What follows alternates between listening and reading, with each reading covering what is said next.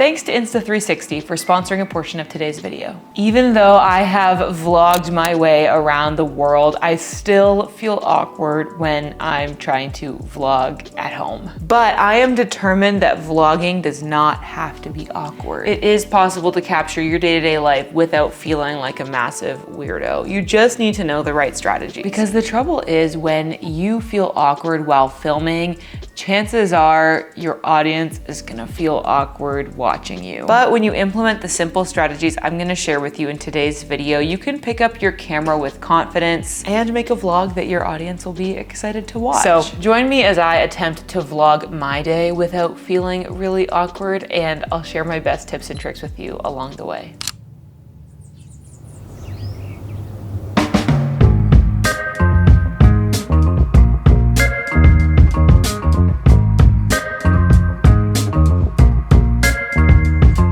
For me, an important part of making an engaging vlog is understanding what part of my day is visually interesting. You may have noticed that in many of my vlog style videos, I show you a lot of my morning routine. Even though the time for me waking up to sitting down at my desk to work is only about like an hour and a half of time, a significant part of my vlog is dedicated to it.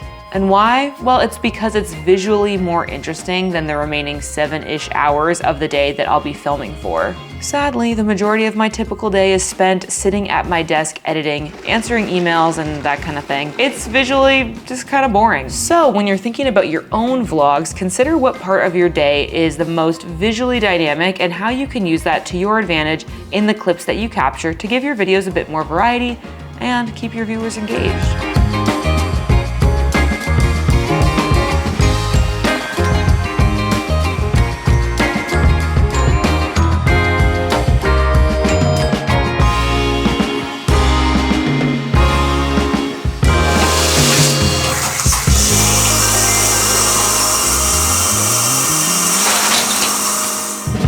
All right, my first proper tip for you is actually a multi-layered hack that will not only help you feel less awkward on camera, but it'll help your videos get more views too. This is like the vlogging equivalent of 4D chess, okay? If you feel awkward talking to the camera, think of some basic activity you can do while you talk to the camera. Maybe it's doing your makeup or tidying your living room or even making your morning coffee. This will make you feel less awkward and come across more naturally, I think, partially because it gives you something to do with your hands, like a lot of people struggle with that. I think this works so well partially because it gives you something to focus on other than just the lines that you're trying to deliver to the camera. Really what it does is it lulls you back into your routine, more chill version of yourself. You'll feel more like you're talking to a friend on FaceTime rather than like doing a job interview on Zoom or something. Because, you know, when we're hanging out with people and we're talking with people, we're like doing things. We're not just standing there like this speaking to someone. So it just feels more normal. You're kind of using the actions of your body to trick your mind into thinking like, this is chill, this is normal, I'm not performing for a camera, I'm just doing this everyday task. Really, it's actually kind of like power poses, but sort of the inverse of that. You know, the idea that like before a big job interview, you go stand in the bathroom stall and do this like Superman pose to hype yourself up. So in the same way that if you stand like this, you make yourself feel more confident.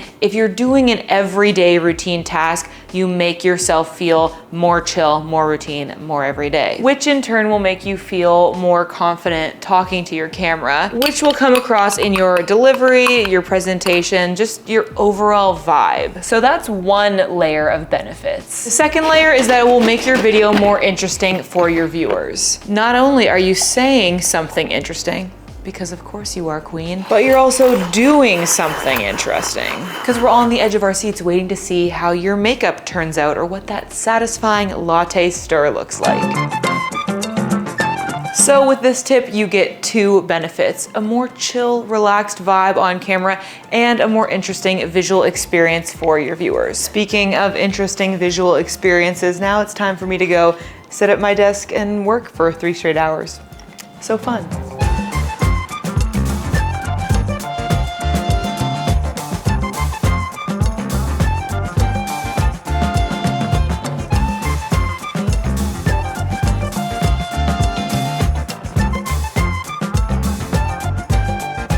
All right, so my next tip is to film lots and lots and lots I mean it, of B-roll of yourself. And the of yourself part is really crucial here. This will allow you to patch together a more rough or awkward vlogging clip by chopping it up and patching it over with visuals. Or you could even just record a voiceover rather than talking directly to the camera, which a lot of people tend to be more comfortable with. Especially because if you wanted, you could write out a script and basically read it into a microphone and then add B-roll over top if you're really struggling feeling natural on camera. Or maybe that's something that you can do to help you on your journey of becoming more confident on camera. Now, once again, this also has the added benefit of making your videos more visually dynamic. Remember, we're playing 4D vlogging chess. Now, I specifically mentioned B-roll of yourself because I truly believe that is the main thing that sets apart a more boring, like amateur vlog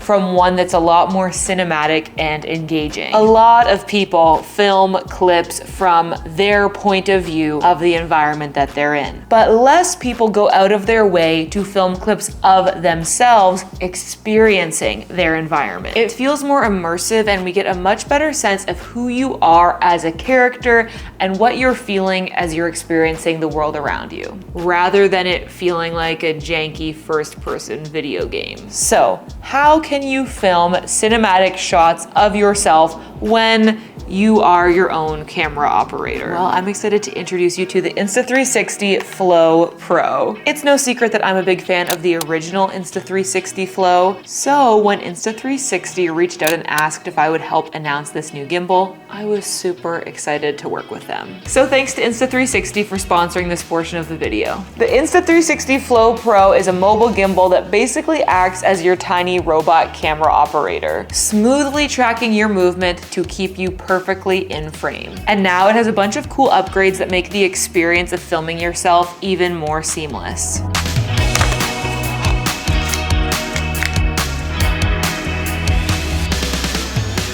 For one, we've got one tap pairing. Using NFC, all you have to do is tap your iPhone to the Flow Pro when you first set it up, and then you'll have easy automatic pairing every time you use it moving forward. So the gimbal comes with this clip that you can use to attach your phone to the magnetic mount. But with the release of the Flow Pro, Insta360 has also released this new MagSafe compatible phone mount. It's such a sleek and convenient way to easily clip your iPhone to the Flow Pro. All you have to do is magnet this to the back of your phone, attach your phone to the Flow Pro, unfold it, and you're ready to start shooting. You don't even need to press any buttons to turn it on, it just automatically starts. Okay, so this is probably the coolest new feature. The Insta360 Flow Pro is actually the first handheld gimbal to be equipped with Apple's Dock Kit technology. Okay, so one of the biggest benefits of the new integration with Apple's Dock Kit technology is that you get automatic tracking within the native camera app on your iPhone. With the old Flow, you would have to select yourself somehow within the Insta360 app to film yourself with tracking. Difficult, but not impossible. Now, all you have to do is hit record inside of the regular camera app and the phone will automatically start tracking me when it detects my face, and I can move around, and obviously it's gonna follow me.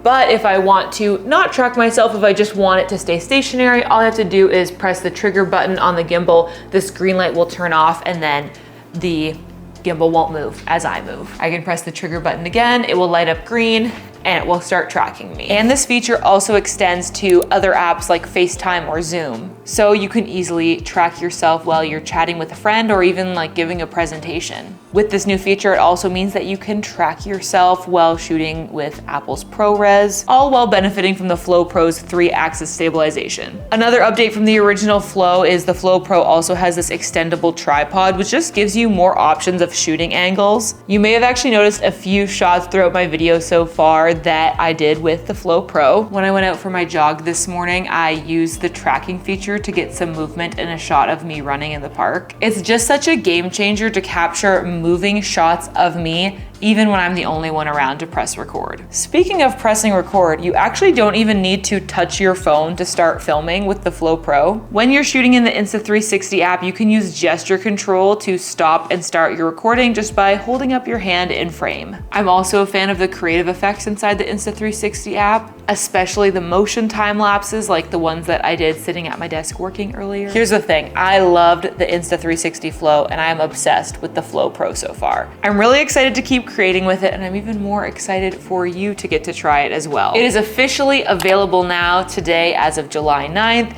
And Insta360 has an exclusive offer just for my audience. The first 30 of you who purchase your Flow Pro with my affiliate link will get a $25 Flow Spotlight totally for free. And thanks again to Insta360 for sponsoring this video.